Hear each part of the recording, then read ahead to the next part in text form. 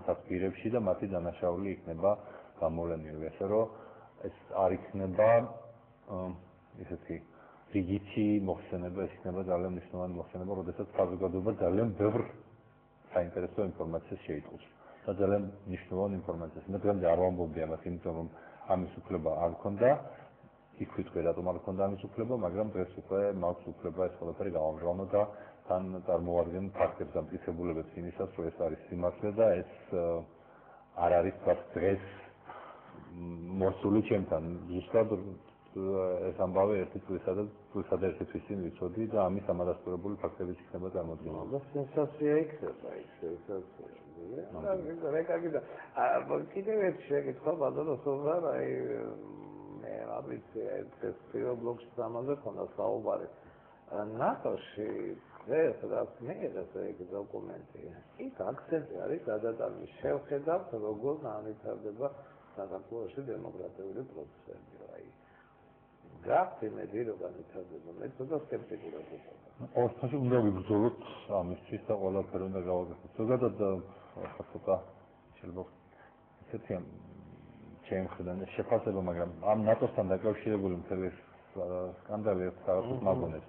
საშან მაპი ვერ მივიღეთ, გამოგივით პრეზიდენტმა გითხრა, რომ ისაც მივიღეთ არის მაპზე მეტი. თორეს გვეუბნებიან კიდევ ისევ ჩვენი დელეგაციის წარმომადგენლები, რომ მართალია მაპზე ისევ არ გითხრეს, მაგრამ ისაც მივიღეთ უფრო მნიშვნელოვანია და ახლა ეს ფაქტია, აი ბავშვს ორიანს აუწერენ და ეთქვა, რომ კარგად თუ იმეცადნებ, კარგად თუ მოიქცევი, გაიცად მოხალ ჩააბარებ. მიდის ერთი წლის მერე აბარებ, ისევ ორიანს იღებს და ეუბნებიან, რომ აღმოჩნდა, რომ შენ თურმე ამის მომზადება არ შეგიძლია და ეხლა მოდი გამოსასკი მე ჩამაბარებ, აი ნაწილებად დაგიყოფს და თავი ჩამანდაბარებ თითოეული ნაწილი და ეხლა რაღაც ნაწილებად დაგვიყვეს და რაღაც წლიურ გეგმებს თავაზობენ. ნუ თუ ამ ყველაფერს კარგად მოვამზადებ, თუ რაღაცას ჩავაბარებ, მე შეიძლება ამ მაპზე იყოს ლაპარაკი ან ცოტა იმის შემდგომ ეტაპზეც არ ვიცით რა არის, მაგრამ ეს არის ის ამოცანები, რომლებიც ჩვენ მართლა ჩასაბარებელი გვაქვს ის დემოკრატიაში, ჩვენ გამოცდილებით ჩავაბარეთ, ჩავიჭერით და ეხლა უნდა ვემზადოთ იმისთვის, რომ რაღაც სფეროებში რაღაც გარღვევებს მივაწვევთ ნაწილ მაინც. ან მივაწვევთ ერთგვარად თუ ამისი ნება იქნება ხალხის მხრიდან პირველ რიგში. მადლობა, მაყურებელის შემოვეყარა გველოდებიან დიდი ხანია, გისმენთ ბატონო დიახ. დიახ. ეს რა მაინტერესებს რა ბატონო. შეიძლება გისმენთ. ეს რა ორი მაინტერესებს შემეგანო განტიშებს. არა, შეგეკითხებით მე მევალზე. აი შეიძლება ხოლმე, აი თქვენ გადაცემებში რომ გისმენთ რა. აი ისე ლაპარაკობს ხოლმე რესპონდენტთა რომ თქვენ იცით ორმა, მაგრამ ჩვენ არ ვიცით ამ უბრალოდ ხალხმა და არის ხოლმე ეგეთი მომენტები და ესეც უნდა გაითვალისწინოს რაღაცაზე რომ ლაპარაკობთ. ჩვენც გაგვაგებინეთ და მე დავუშვათ აი კატასტროფი და ესეც აი ეხლა რაზე.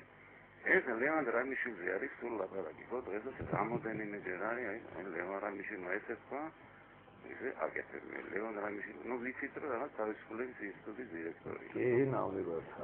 აგიხსენიებდი ქრისტიანულად მეცნო.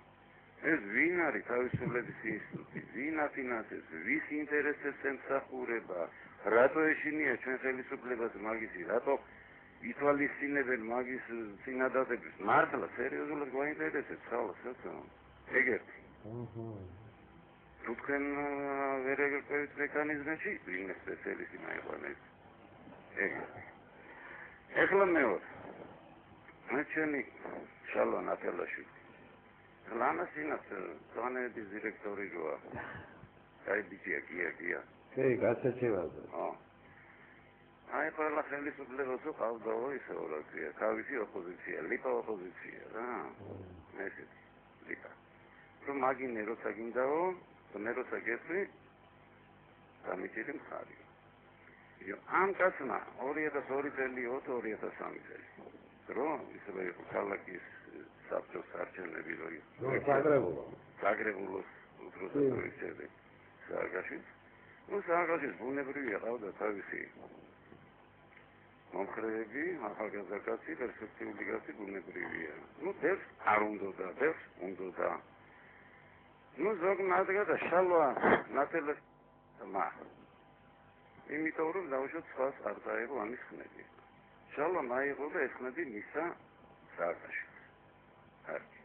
დავიდა მიშა მიხეილ მოკლედ გითხარით რა რა მინდა ეს კაცი არის თუ არა პარლამენტის წევრი ხო არის ხო ითვლება პარლამენტის აი ხვალ მოვაშიც არა მაინც შეეკითხეთ ხვალ ვეღარ დავრეკავ პარლამენტში ხერხას იღებს ეგა და თავისი კომანდა გამოდიან სურებივით როცა უნდა მაგრამ საქმეზე რომ მიდგება ოპოზიციას ლანძღავი გამიგერაში მაშინ ვიცოდეთ რა ეს ზოგადად რომ ლანძღავენ ამ ლევანებზე იმეს მაშინ კონკრეტულად გითხრან რატო მაშინ ამან ეს ჩაიდინა ამან ეს გააფუჭა ეს ვერ გამიგია ეს თამაშები ეს ხალხი კიდე დაიღალა დაიტანჯა ბიჭამდენი იმის ანუ კონკრეტულად უცხარით ხოლმე აი რო ამბობ ეხლა წერა ეს კალი შემოვიდა თქვენთან თუ მეორე იმაზე იყო რაღაცა შალო იმაზე თქვა რა შოპინგს აწող დადიოდე ისო ლევანიო გერმ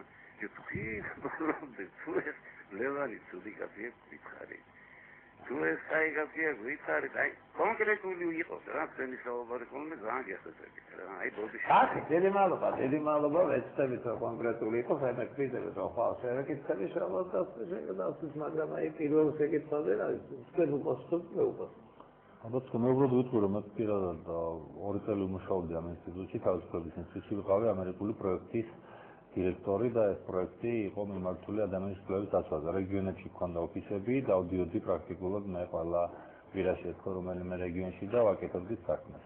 და ნუ ახლა ზოგიერთ ადამიანზე მაშინაც რა აზრით ჰქონდა პრესას იგივენი არიან, ზოგიერთზე ძალიან ვერ ცნობდა მიკვეს რატო იცოდნენ მაშინ სხვანაირად და რატო იცავენ სხვანაირად, ზოგიერთი დღესაც ისევე იქცევა, როგორც მაშინ იქცეოდა თქვა სიტყვაზე რატო ზურაბიშვილი აშუცხვილა რაც იყო ის არის ასე რომ სხვადასხვა რაღაცები გამოვიდნენ ამ ინსტიტუტიდან თუმცა ახლა მე მაინც იქ ვიყავი მისული ადამიანი რადიო თავისუფლებიდან დროებით ვიყავი პროექტის დირექტორი და ეხლა დამფუძნებლები სხვები იყვნენ დირექტორები ანუ როგორც თქვენ გიყვართ მე არ გიყვართ ხა ყველა მემაგრალებს თავი ალები ზურაბიშვილმა აი ეს დასწრა ვახტანგ ჟავანაძე ყველასხმოს ორივე კაცი ოფისში და ვახტანგ ჟავანაძე გაურეკა ვიბასო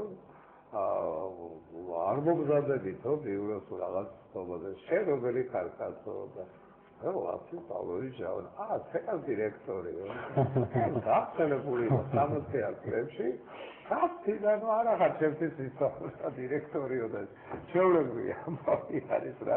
ოღონდ თქვენ და მეგობრებო რომ გითხრათ რომ აი დაჟინებით ეს ლევან რამიშვილი ცდილობდა დაჟინებით ცდილობდა 2003 წელს ცოტა დაარბა მან ერთ-ერთი ხმა დაარბა და პრემიერ-მინისტრად უნდა დაენიშნა ეროსი გიძმარიშვილი ასე რომ თქვენ თავად ჩათვალეთ რა გავლენა აქვს ამ ადამიანს სააკაშვილზე და საერთოდ ამ გარეშე სამყაროზე თავრობისა. მაყურებელი ყავს კიდე ბატონო ხოდა გიცნობთ რა ეთერში ხარ? ბატონო სოზა.